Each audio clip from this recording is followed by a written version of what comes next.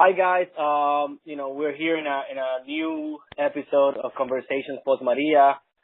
When this project started, the whole mission was to share different options with people where they can donate their money, in terms of the disaster relief efforts for Puerto Rico after Hurricane Maria hit. Now, we want to focus more on long-term solutions so that we can prevent hazards like hurricanes, like a hurricane like Maria, from becoming disasters again. Today we have a very special guest. CP Smith from Unidos for Utuado was one of our first interviews, and he's back to let us know what's going on now, what they have done since we talked to them. With him, we also have Alisa Curran, and I want to explain, a little bit of their background. So CP Smith, as you guys know, is the founder and executive director of Unidos por Utuado. CP perfectly timed his move to Puerto Rico to launch a business right before the hurricane season last year. And obviously after Irma and Maria hit, that put that business concept on hold. And he launched Unidos por Utuado after seeing the devastation in the island. And they have impacted thousands of Puerto Ricans with immediate aid, and now they're shifting their focus to serve as community advocate. Alisa Curran is on the board of directors of Unidos por Utuado, and began working with the organization first in her capacity as a student researcher at Harvard University, and she was a member of a project that developed the long-term vision that they're going to share with us today about harnessing renewable energy and launching an electric co-op for the central region of Puerto Rico in the aftermath of the 2017 hurricanes. She earned her master's in urban planning degree from the Harvard Graduate School of Design, where she focused on the design and implementation of distributed energy and water resources infrastructure, green buildings, long-term planning, and sustainable development, especially about, when it comes to climate change. She has experience working in project management, policy, communications, research, fundraising roles in nonprofit, government, and consulting capacities. And she has taken a keen interest in upgrading infrastructure to face the challenges of a changing climate, including the intensification of storms like Hurricane Maria. Welcome, guys. Thank you so much for sharing this time with us. CP, for those who did not listen to our previous interview, could you please share the mission for Unidos por Utuado and what you have done since the hurricane and what your current plans are? Yeah, thank you, Jose, first of all, for hosting Alyssa and me on your show. And basically, as a reminder, we started as a short-term charity, initially just trying to meet the basic needs of Utuadeños and other people in the Cordillera Central, the mountainous central region, which was really badly devastated. Not only is that region already recognized as being one of the most poor regions or municipalities in Puerto Rico, but on top of that, the hurricane really devastated that whole area. In fact, just even as recently as last week, 30% of Utuadeños are still without electricity and water. Initially, we started out with the basics of providing water, food, and clothing in that order of priority. Based on local donations, we were able to get those supplies and relief supplies to people in Utuado within 24 hours upon receipt. We used a lot of volunteers that locally leveraged their networks to be able to connect those resources with those in need. Once let's say the immediate needs of water, food, and clothing could be met through other mechanisms, we started seeing other problems surfacing, which was clean water. These are the kind of things that we started resolving by handing out and delivering to families hundreds of water filters, and we've impacted thousands of people's lives in the area. Then we saw that the next need was the long-term lack of electricity was affecting the ability of families to care for either people that were bedridden or new infants. Anybody, as you know, that is in either starting their life or in later phases, they're going to require care around the clock. And if anybody has visited Utuado, you know that after the sun goes down the mountains, past the mountains, it gets dark, very dark there. So that effort really became organized around delivering these mini portable solar panels that could then charge lithium-ion batteries small ones. We're talking enough that would power two 25-watt light bulbs, or the equivalent of 40-watt light bulbs, actually, and also allow people to charge their cellular phones. So people not only had the ability to walk around at night safely as they cared for either their ill or children, they were also able to now charge their cell phones, which helped them feel connected to the 21st century. Now that we have seen, I think that's been well established and covered, the very slow response, the very complex problem that it has involved the reestablishment of an electrical grid in Puerto Rico, with people still not connected to this day. We need to look at opportunities in the future to make sure that this doesn't happen again. Any support we provide needs to be culturally sensitive. It needs to be something that fits organically into Puerto Rico and not just the environment, the physical environment of Puerto Rico, but also the cultural context environment.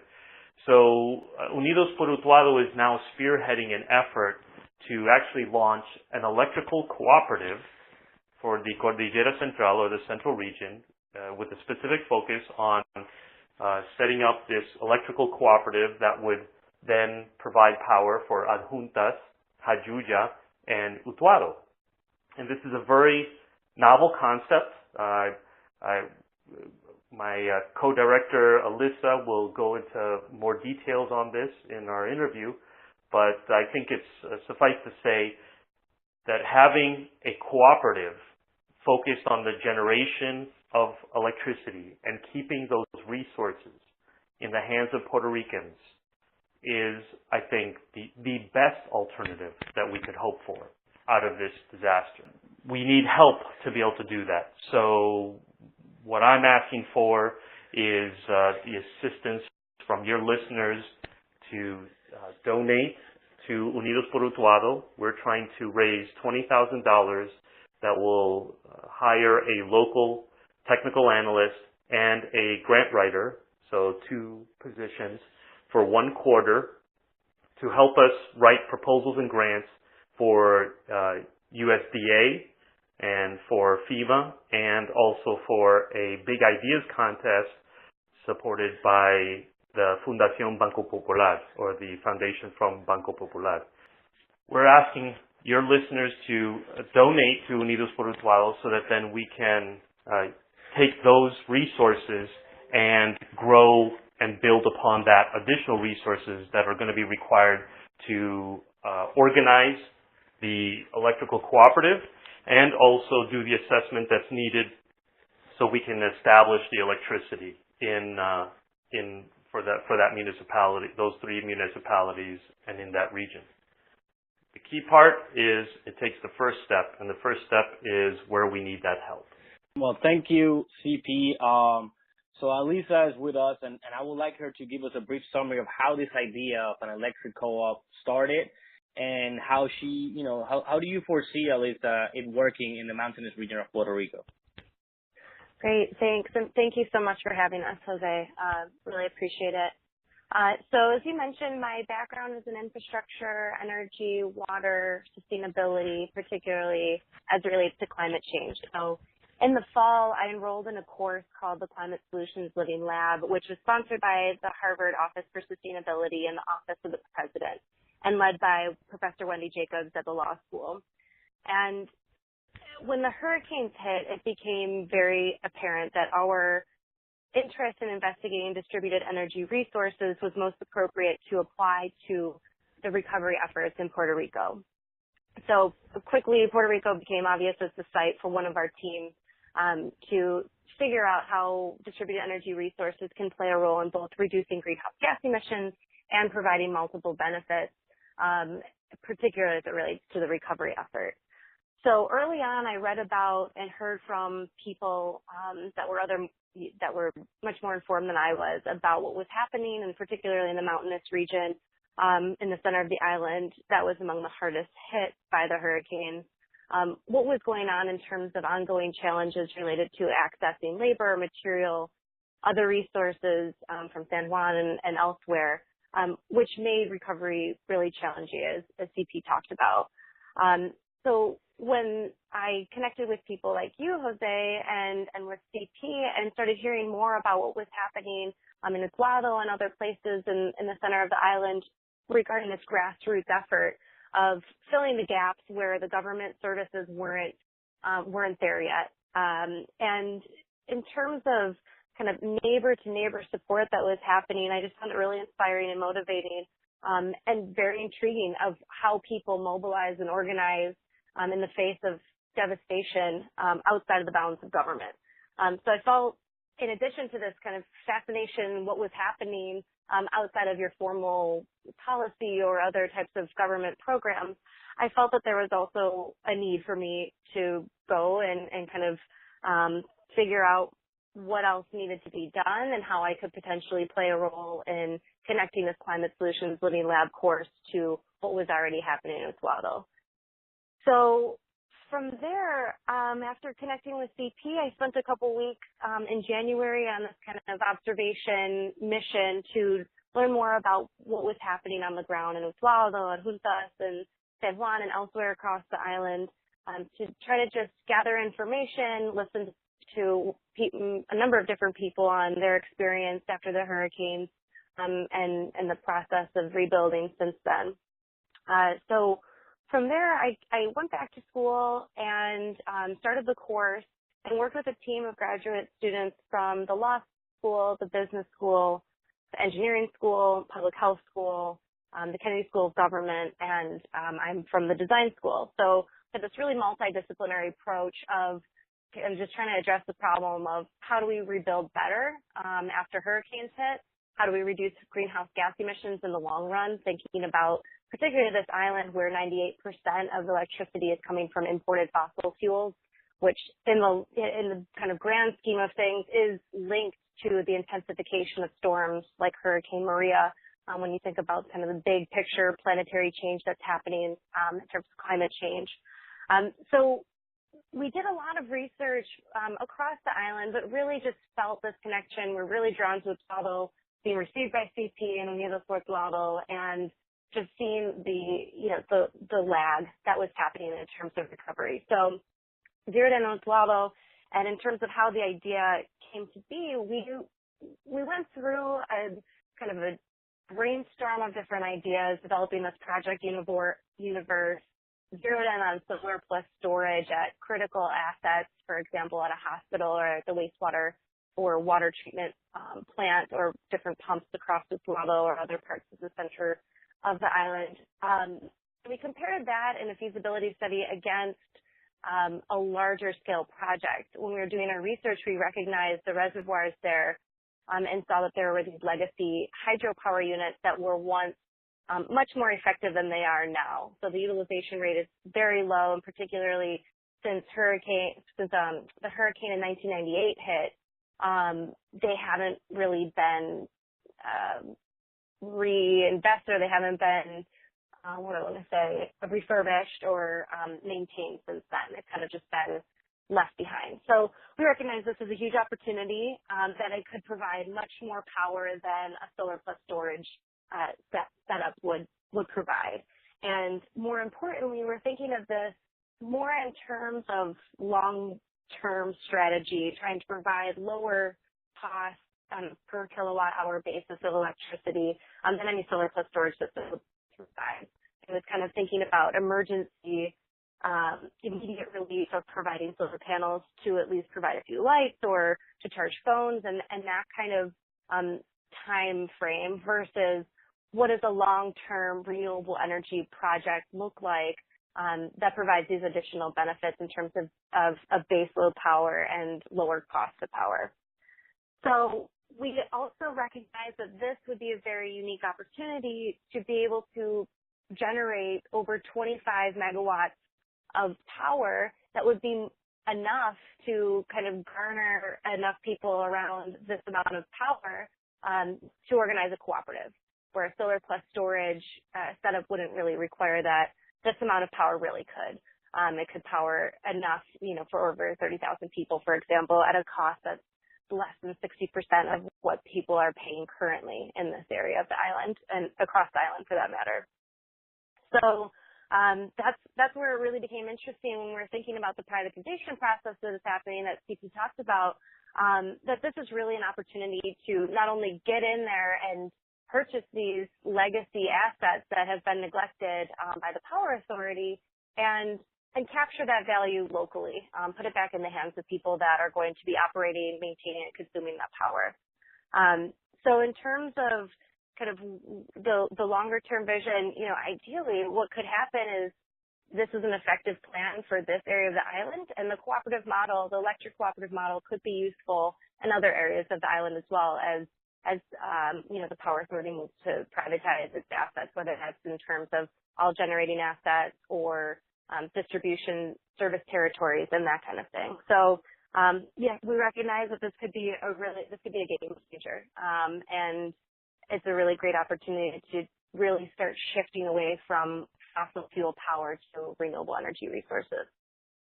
So let me ask you something else, because you guys both have mentioned the, cooperative. Can you explain to people how a co-op works? Right. Yeah. So basically, it's a very democratic way of running a business. It is a business. It's a corporation, or it can be, and every member is essentially an owner.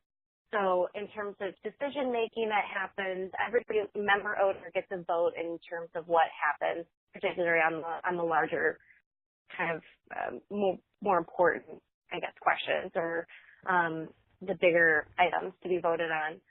But yeah, essentially people that are consuming the resource, whether it's energy in this case, food in other cases, are also the owners of the business. And when the business makes money, the members can, have their own shares. They have equity in the business. So as owners, they get to benefit in multiple ways, from decision making and control to profit sharing in the end. The only thing that I will add is that Puerto Ricans are familiar with cooperatives. The first cooperative, if you will, an association, was created at towards the end of the 19th century. But through the 20th century, starting like in 1920 when they passed an actual act establishing cooperatives in Puerto Rico, and then the subsequent blossoming of cooperatives in Puerto Rico that included cooperatives for groceries, for farming, for housing, and of course the one that most everyone is familiar with now are the cooperativas for savings and loan. And unfortunately, the model has declined in Puerto Rico, with the exception, even including the savings and credit cooperatives have declined in number in Puerto Rico. But they're much more important as you get away from the San Juan metro area. So I think it's very important to talk about that there's really two different Puerto Ricos. There's the Puerto Rico of San Juan, and there's the rest of Puerto Rico. And we could say maybe San Juan is included at the same level of maybe Mayagüez, but San Juan is really the metro area is an area unto itself. And consequently, what we have seen is that this cooperative concept, I think, is culturally easily assimilated and understood. It's a concept a business concept that almost all Puerto Ricans are familiar with, and I believe because of that, it will be easier for people to understand their responsibilities and benefits that they'll derive from using a cooperative that manages their electrical grid, their electrical generation capacity. What are the next steps? How do we get all these moving parts moving in the right direction? Yeah, thanks. That's a really good question. I think that one thing that what I want our listeners to understand is that the privatization is going to happen. PREPA is not recoverable. It is under too much debt. It's a history of poor management. The assets that have been repaired are due to an infusion of federal dollars, but there's almost no way that PREPA would be able to continue to maintain them. So the privatization model is going to happen, but this is the risk. And I think this is what I put to people who love Puerto Rico, who love the Puerto Rican people, is that you need to see this as like a one-time chance, because there will be people that will be interested in these assets. There will be energy company, hedge funds, there'll be investors of all types that will be interested in buying up these assets and maybe making the required investments, and then after that, essentially those assets would be managed from off the island. That is a model that we have seen in a lot of other areas where this has happened, with the exception of cooperatives. And there is a history of electrical cooperatives. There's a history in the United States of hydroelectric cooperatives. So during these unique opportunities, these historical times, it is really to the bold and the teams or groups that have visions on how to make things better that will prevail. And in this narrow window of opportunity, that's why we need the support. So the next step is to seek those donations, to get the technical advisor and the technical writer on board, where they will be able to essentially help devise the grants that can be available through either a national cooperative electrical group, or the USDA, or La Fundación Banco Popular. We're going to try all these avenues to get the next steps, which include the organizing the cooperative and then also the engineering analysis. Once the engineering analysis is complete, then we'll actually have a good idea of what would be the bottom line to restore these hydroelectric assets, and to, let's say, for example, expand it and include floating solar panels on the lakes themselves.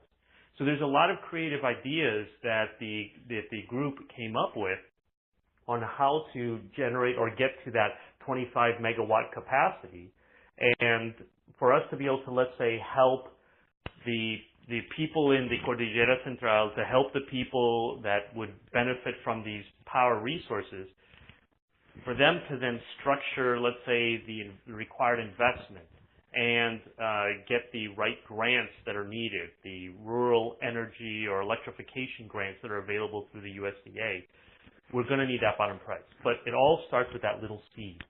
And that seed is going to be the technical analyst and the grant writer that will help us propel. As we organize the community around this, they'll be the ones that can help us actually start engaging with parties that have the money and the funds to develop. Thank you so much, CP and Elisa, for all your efforts and for sharing all this information with us.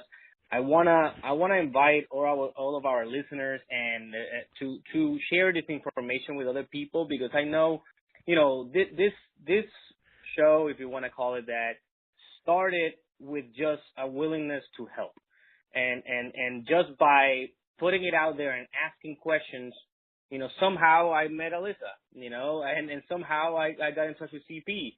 And, several friends of mine have been involved with CP's group, and they've seen beautiful things happen. So put it out there, put it to your friends, tell people, let's help, and it could just be an introduction. People in different areas that know somebody, and they could be from other grant organizations, other government organizations. You may know a grant writer yourself. You may know a technical analyst yourself that may want to donate some of their time. Obviously, for this situation, we need those people to spend some time in Puerto Rico. But you may know somebody that may want to help. You may know the advisors. And I want to also invite all other nonprofit organizations in Puerto Rico. I would like you to talk to Arturo Mansol from Casa Pueblo, because they're also in the same region. They also had experience with other sorts of energy like solar and such. And other people, other government entities, or it could be academic institutions like the UPR in Mayagüez or Rio Piedras that want to be part of the project, because I know there's plenty of ideas out there, but they're not getting organized, and you guys are getting organized, and I want all the efforts to come together. And that's the whole point of doing these interviews, is to put the word out there and unite people. Because right now, one thing I like about this approach is you're literally bringing the power back to the people. You know, the idea of a co-op, everybody's an owner. If everybody's an owner, everybody's responsible. So everybody benefits or falls at the same time. You know, right now, obviously, we have mismanagement of PREPA, but that's a separate entity. And if it gets privatized, like CP says, by an outside company, it's instead of the Puerto Rican people owning it, who knows what the outcome is going to be. So again, I want to invite everybody to talk to ask any questions, and CP is going to share the contact info now, you know, and donate for this cause, because this is the first step. The first step is to get everything organized, to start writing these grants, to get more funding, to keep growing this movement. So CP, please share with the listeners how they can reach you. Yes, they can do it through two ways. One is they can reach out to hola@unidosporutuado.org. They can also go to Facebook and reach out via Messenger. For there, you simply search for Unidos por Utuado or United with Utuado all together, and will be the first, search item that comes up. We have grown as an organization, so now we have the ability to accept transfers and deposits direct to the account as we're continuing to set up the corporation as a nonprofit. And what we'd love to have is, of course, those resources to help us as we empower Puerto Ricans following the devastation of Hurricane Maria. And any support is appreciated.